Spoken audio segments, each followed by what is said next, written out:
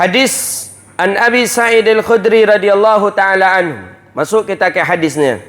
Sami'tu Nabi sallallahu alaihi wasallam. Jadi Abi Sa'id Al-Khudri ini namanya Malik bin Sinan. Namanya Malik bin Sinan, cuma riwayat hadis banyak mengatakan Abi Sa'id Al-Khudri.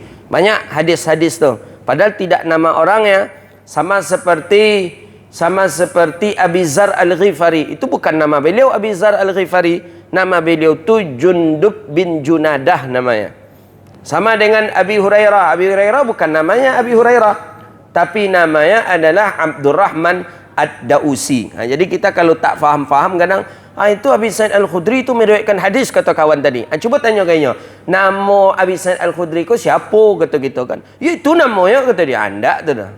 Salah. Nama dia Malik, ayahnya namanya Sinan. Ayahnya ini orang yang pertama kali terbunuh ketika perang Uhud. Jadi ketika perang Uhud terjadi, ayahnya meninggal dunia. Itu nama ayahnya Sinan. Ya, Sinan. Kalau memberi nama orang dengan Sinan boleh, yang tak boleh Asnan. Asnan tak boleh. Kalau Sinan boleh.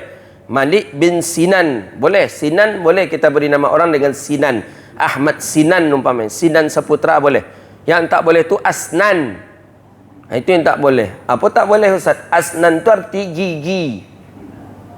Gigi. Itu Asnan. Jadi mana apa-apa yang namanya Asnan tu berarti apa tu kuih gigi tu.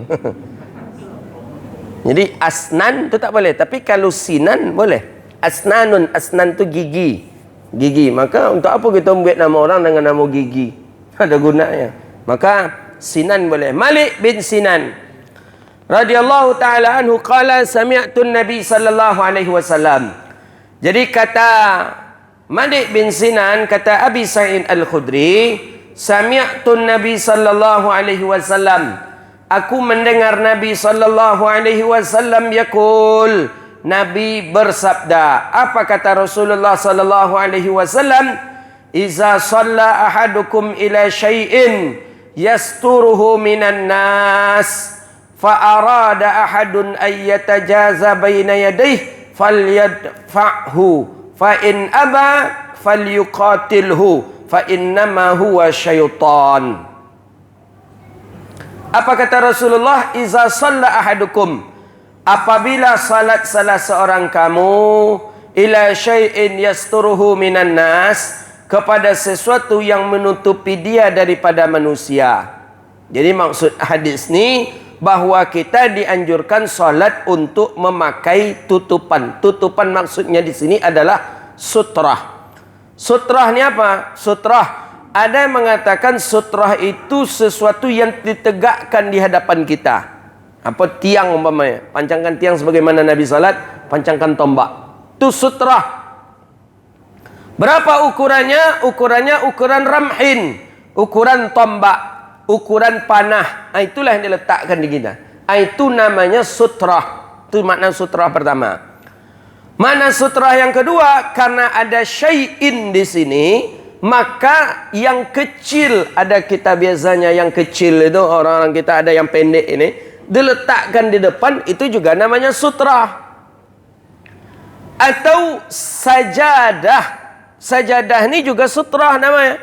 Jadi bapa ibu solat pakai sajadah, itu namanya sutrah. Jadi kita jangan panik memandang makna sutrah. 3. Atau sutrah ini jidarun fi amamih, dinding. Jadi kita yang solat di sini tidak perlu lagi pakai kayu di depan. Tidak perlu pula lagi memancang tiang. Tidak pula perlu kita memakai sajadah. Karena sutrah sudah ada. Mana sutrah? Jidar. Dinding, sutrah. Itu dia. Atau sutrah lagi ya adalah zaharun nas, punggung manusia. Apa contoh? Ada orang salat di depan kita. Ini kita salat di sini. Perlukah kita memancangkan pancang di sini? Tak perlu. Perlukah kita letak papan yang kecil itu di sini lagi? Tak perlu. Karena sutrah kita adalah punggung orang yang salat. Itu makna sutrah. Jadi ada berapa makna sutrah? Makna sutrah yang pertama, tiang. Makna sutrah yang kedua, benda sesuatu yang diletakkan di depan. Makna sutrah yang ketiga, sajadah. Makna sutrah yang keempat, dinding. Makna sutrah yang kelima, punggung. Ini makna sutrah. Ketika tidak ada daripada salah satu daripada sutrah ini, apakah tidak sah salat kita? Sah. Makanya ulama berpendapat hukum sutrah sunnah. Kecuali pendapat Syekh Albani. Menurut Syekh Albani, bahawa sutrah itu hukumnya wajib. Jadi menurut teman-teman kita salafi, pakai pendapat Syekh Albani wajib. Tapi menurut jumhur ulama, sutrah itu hukumnya sunnah. Jadi tak perlu awak mengajar dinding ke muka kau. Ini ada fenomena yang kurang bagus kita tengok hari ini. Inya salat apa tadi di saf yang keempat. 1, 2, 3, 4. Salat di saf yang keempat. Karena orang sudah bubar, berjalanlah angku tadi itu. Berjalan dia ke depan. Berjalan sambil salat. Pernah Bapak Ibu tengok tak? Ini fenomena yang baru kita tengok di Pekanbaru. Di Arab tak pernah kita menengok orang seperti itu berjalan macam tu. Ikut orang salat berjalan. Itu sering kita perhatikan. Di Pekanbaru kita perhatikan itu. Berjalan dia. Jadi berjalan, apa yang nyok ajar tu? Yang nyok ajar tu dinding. Dinding. Dia beranggapan bahawa sutrah itu hukumnya wajib. Padahal sutrah tadi hukumnya sunnah dan itu disepakati oleh para ulama. Baik. Kalaupun hukum sutrah itu wajib, sajadah kan sudah ada. Mengapa harus kita kaji aja dinding tadi lah? Tak boleh. Itu sudah melakukan pergerakan yang bisa membatalkan salat. Kan 5 tadi makna dari sutrah tadi. Ada sajadah. Ini kan sajadah ini. Yang dibentangkan ini kan sajadah. Sajadah. Setiap saf yang ada yang dibentangkan ini sajadah. Ini sudah disebut dengan sutrah. Tak perlu kita membancang tiang, tak perlu juga kita meletakkan sesuatu, karena ini sajadah. Sajadah itu kan tempat sujud. Sajadah yang kita bentang ini kan untuk kita meletakkan jidat kita, untuk kita nak sujud ke situ. Itu namanya sajadah. Jadi ketika hukum daripada sutrah itu sunnah. Pendapat yang mengatakan wajib adalah pendapat Syekh Nasiruddin Albani, mengatakan bahawa hukumnya wajib. Jadi kalau tak ada sutrah ni, maka tak sah kita salat. Okey. Fa idza arada ahadun ay yajtaza baina yadayhi falyadfa'hu fa in aba falyuqatilhu. Apabila seseorang berjalan di antara kita dengan sutrah. Ini perlu kita fahami ini. Falyudfa'hu, maka hendaklah kita mencegahnya. Kalau ada orang berjalan, cegah dia. Kita cegah. Tapi baru boleh kita mencegah ni kalau kita pakai sutrah. Dan kalau orang tu lewat di antara sutrah. Tapi kalau orang tadi lewat bukan di sutrah kita, tak perlu kita pakai ini. Contoh, ini kebanyakan kesalahpahaman daripada masyarakat kita. Ada seperti ini. Saya mencontohkan, ini kan sutrah ini. Untuk lebih puasnya bapak-bapak, ibu-ibu, tentang sajadah ini sutrah. Ini sutra. Salat. Hadis itu mengatakan baru boleh kita menolak orang kalau orang tu lewatnya di sini. Ini yang berdosa lewat di sini. Kalau lewat di sini tak ada masalah. Ini bukan sutra. Yang sutra itu ini aja dia. Jadi kalau ada orang lewatnya di sini, tak ada masalah. Tak ada hak kita untuk menstopnya kalau di sini lewat. Karena yang hak punya kita ni ada sutra. Jadi orang yang lewat di sini tak berdosa. Yang berdosa besar itu adalah ketika orang lewat di sini. Itu baru terus kita pahami itu. Karena ada fenomena orang lewat di situ tu hanya kaja aja orang kemuka tu dia. Saya pernah. Saya pernah dibuat orang macam tu. Jelas sutrah itu antara dia dengan tempat sujudnya. Kaki dengan tempat sujud ni sutrah. Kalau orang lewat di sini, hak dia tu, tak ada masalahnya. Karena kita sudah punya sutrah. Yang kita larang itu kalau ia lewat di antara sutrah kita, baru kita larang. Begitu dia. Ini kawan ni hanya kaja aja pakai sikap pada dia. Kadang kawan yang tidak faham nyambi pula tangannya salah. Padahal orang payah mampu ya, hanya salah. Amun nampak betul lah, senang nampak hanya salah.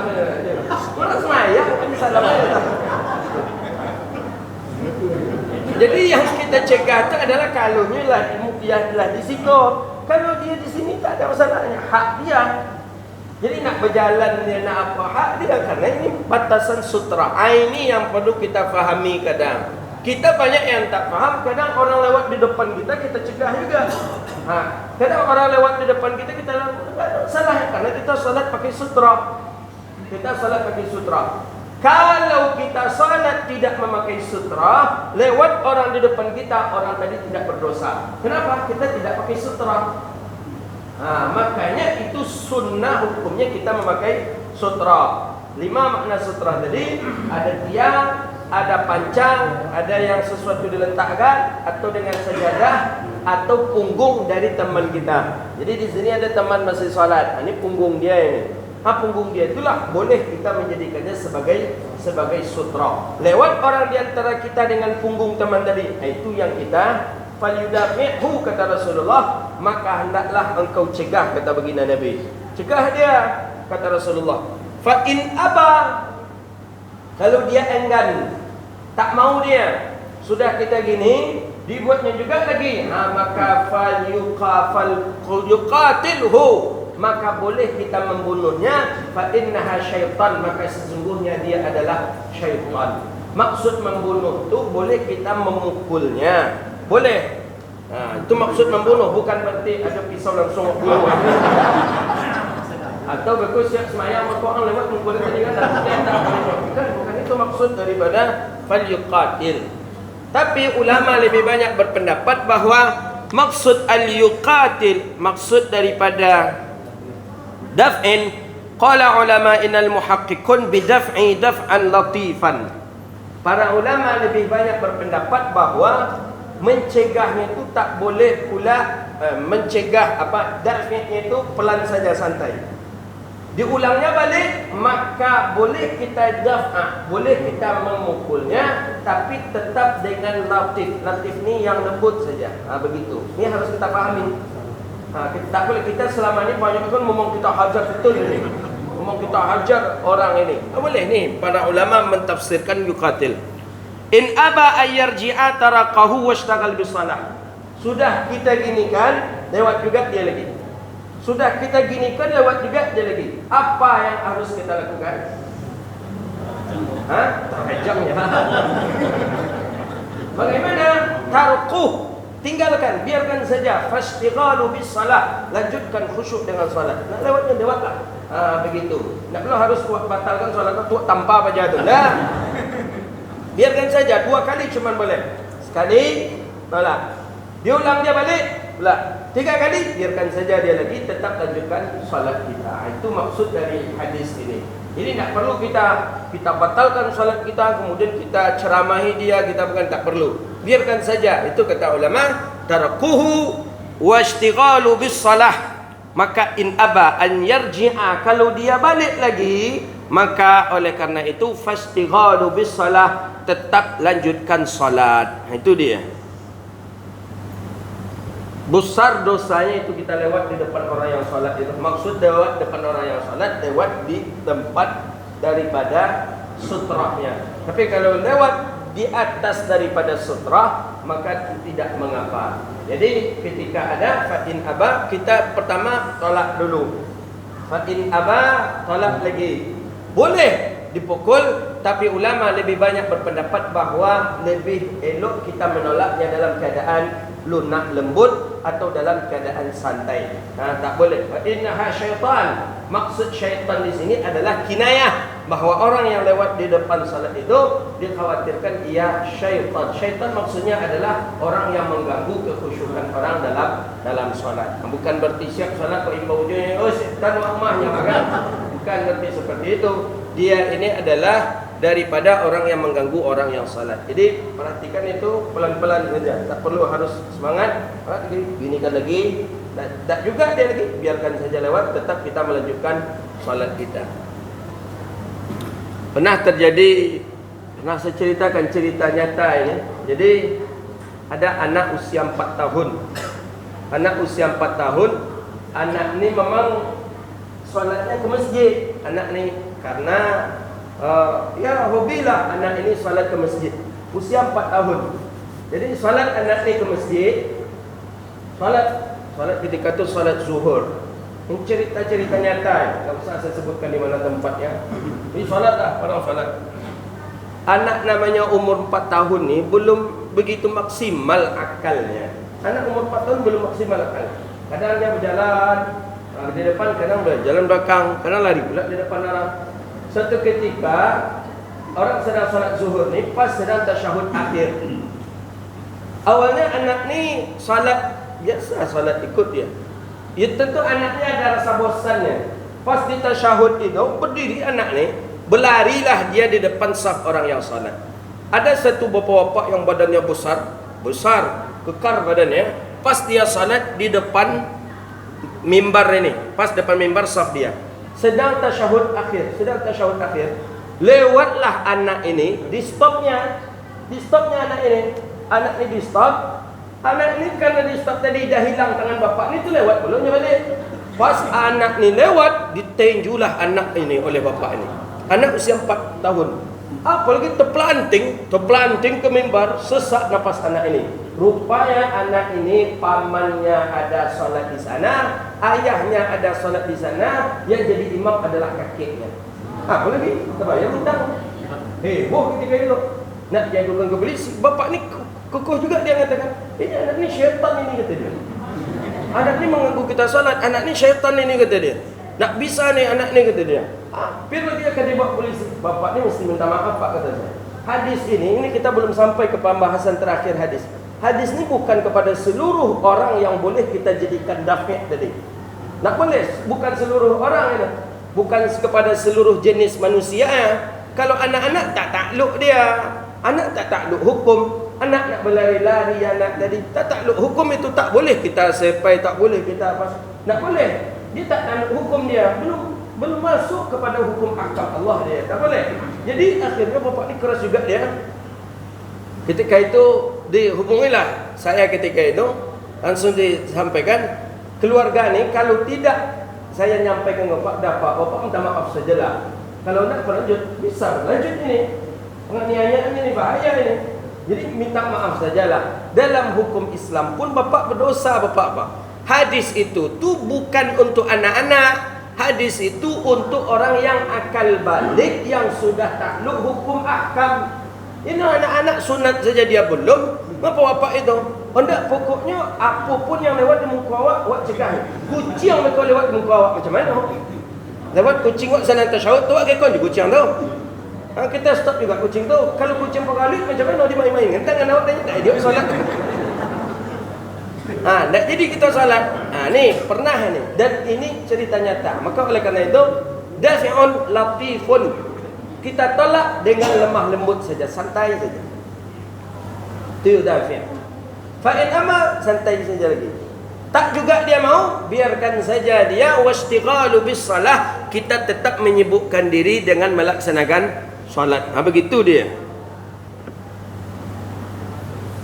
Kadang orang kita ni karena fanatik dalam beramal, berubudiyah, sehingga kita tak tahu pula lagi mana kesalahan yang kita lakukan kadang di dalam solat. Batalkah solat kita dengan orang yang lewat di hadapan kita? Bahawa salat tidak batal dengan orang yang lewat di hadapan kita. Jadi tak pula perlu kita membatalkan salat. Jadi ada orang lewat di hadapan kita, jadi tak perlu kita batalkan salat kita. Salat tetap lanjut saja. Jangan kita batalkan salat kita. Batal solat saya, engkau lewat di hadapan saya. Tak, solat tidak batal.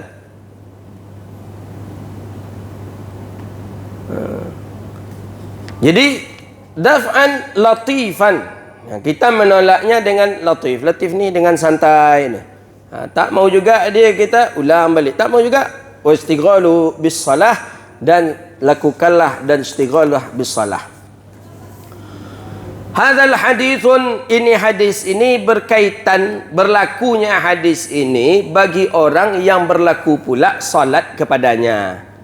Jadi kalau orang tu wajib salat kepadanya, berlakulah ini. Tapi kepada anak-anak, anak-anak wajib salat? Belum. Dia belum balik. Belum wajib anak-anak ni salat lagi. Maka bagi anak-anak, lisabi, bagi anak-anak mumayyiz, kemudian bagi hewan, maka tidak dibolehkan kita yudafi'hu. Jadi tak boleh. Jadi kalau lewat kucing, jangan di stop pula, biarlah dia lewat. Kadang ada kucing kadang main-main di masjid kadang tu. Kita sedang salat atau di rumah kita sedang salat, dia main-main di depan kita itu. Biarkan saja. Jangan kita dafi'ahu, jangan kita menolaknya atau apalagi dengan memukulnya. Berkuat tokoknya kau melawan kau macam mana? Rusak salat kita jadinya. Hadzal hukmul muhtamal laisa ka hukmul maqtu'. Hadis tentang sutrah ini hukumnya agak longgar, bukan hukum pasti yang mesti harus kita memakai sutrah. Bukan. Sanggup pakai sutrah, pakai. Tidak sanggup pakai sutrah, tidak mengapa. Jadi memang dianjurkan kita untuk memakai sutrah ini. Maka di antara sunnah kita pakai sutrah ada maknanya 5. Ya, ada salah satu yang 5 ni itu sudah disebut dengan sutrah. Ada syekh saya, Syekh Nuruddin Banjari, itu termasuk orang yang saya perhatikan agak disiplin dalam memakai sutrah. Kalau solat tu pakai sutrah, walaupun dah pakai sajadah, tetap juga beliau pakai sutrah. Kita di sini tak pakai sutrah, tak ada sutrah di depan. Sajadah tu sudah disebut sutrah itu. Jadi sajadah yang ada tu sudah sutrah, tak perlu lagi kita pasang pula di depannya lagi. Itu sudah sutrah. Sajadah sutrah. Lewat orang di sini baru kita stop. Kalau dari sini tidak, kan sudah ada tandanya ni. Ini untuk kaki, ini untuk kaki. Beda nih. Antara kaki dengan tempat sujud beda. Apalagi dengan COVID ni, bukan tempat sujud dengan kaki. Togak awak pula berbeza gini tu. Sampai kapan kita macam ini?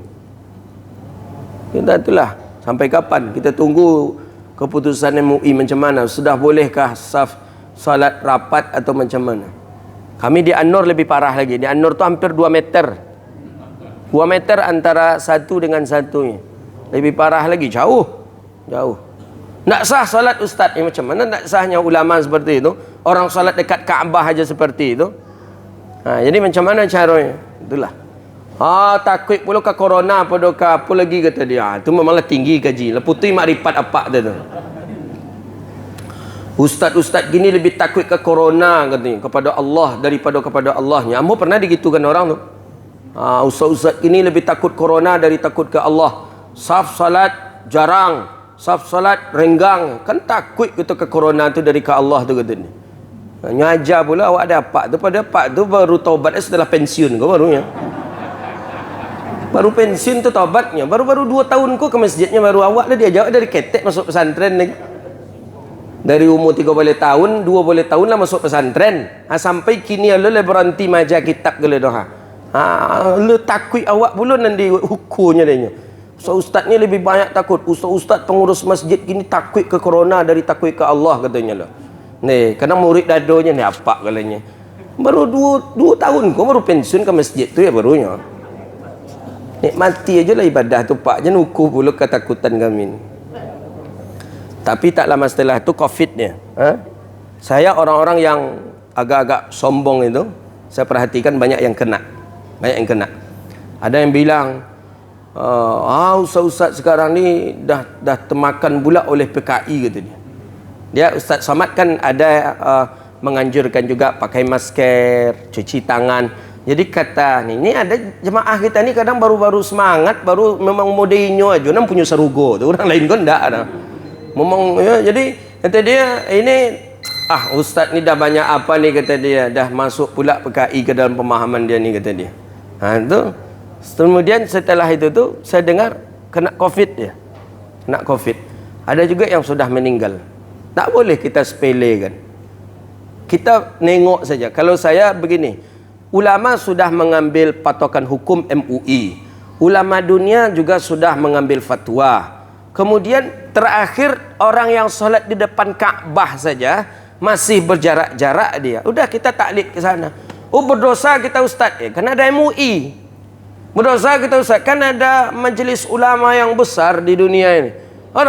Jadi kita ni namanya muqallid. Kita bukan alim Bapak Ibu. Kita bukan alim. Kita ni namanya muqallid. Dia ada alim, ada muqallid. Alim itu orang yang ahli ilmu yang boleh mengeluarkan fatwa, tu alim namanya. Ada yang kedua namanya muqallid. Muqallid ni mengikuti kepada orang alim. Kita ni kita tahap muqallid. Kita muqallid ke Imam Bukhari. Yang alim tu Imam Bukhari. Kalau kita ni masih muqallid. Jadi kalau muqallid, ikut sajalah pendapat ulama, ikuti sajalah pendapat dari mayoritas kalangan ulama. Begitu dia. Kan sudah diajarkan kita oleh baginda Nabi kita sallallahu alaihi wasallam.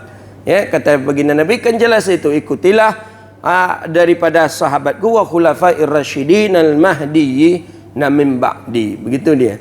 Jadi insya-Allah makanya kita doa kepada Allah, cepatlah berakhir corona ni, cepatlah habis corona ini, sehingga mudah-mudahan kita bermohon kepada Allah, kita pun solat masih dalam mudah-mudahan kita solat kembali seperti semula kala balik. Amin. Cuman kawan yang banding-bandingkan dia solat berjarak-jarak kan dia. Tiba makan lontong berdekek-dokek katanya. Nah, itu. Itu pula konai. Iya, kalau itu iya tu topik ni ya. Kalau itu tu pas dia tu dibanding-bandingkan. Tiba solat berjarak-jarak, tiba makan lontong berdekek-dokek tu. Berbisi-bisi apa lah beda kan. Kalau itu cocok saya tu, setuju saya tu. Mestinya makan lontong tu jarang-jarang pula. Tu baru pas. Salat jarang-jarang tiba makan lontong. Macam memang tak ada COVID. Gua rasanya pas ketika makan lontong tu lah.